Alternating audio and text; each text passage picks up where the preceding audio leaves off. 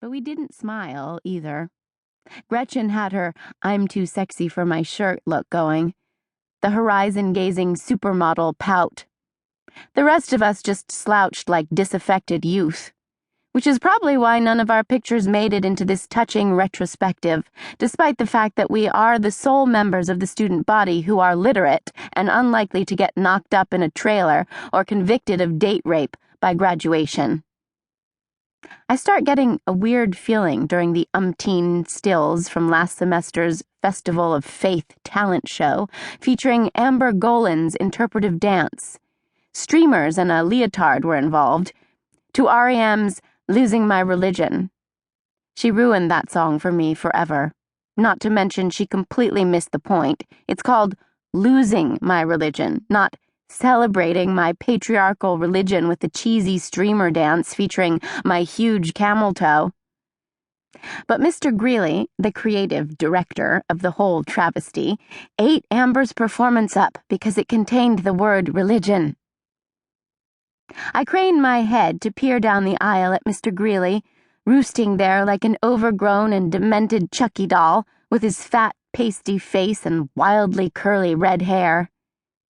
I really try to get a good look, because the mere sight of him pisses me off royally, and being pissed gives me the firm resolve I need to take myself in hand and stop tearing up like an asshole.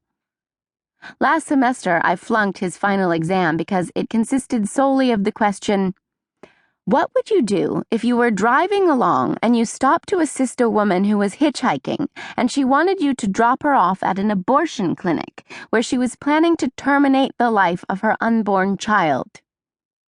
I wrote that I'd drop her off at the fucking clinic. I threw in some NOW rhetoric.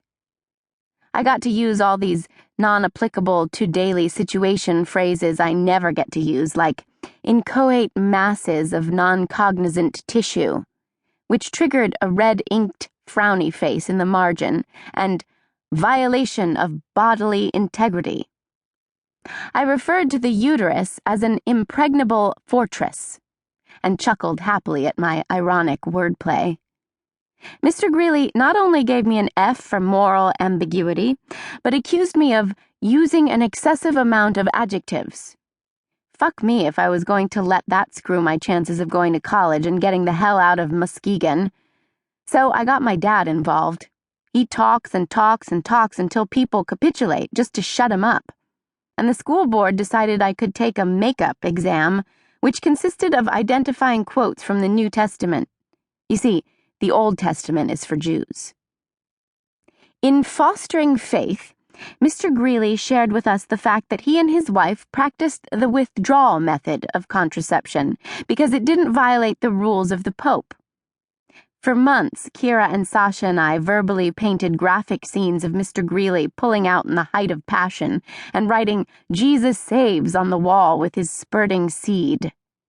We were completely grossing each other out, but we kept talking about it, which is just as fucked up, I guess, as Mr. Greeley himself disclosing such a thing to a room full of 17-year-olds. Free Willy ends. Now it's that Enigma song with monks chanting to some house music techno beat. What is the point?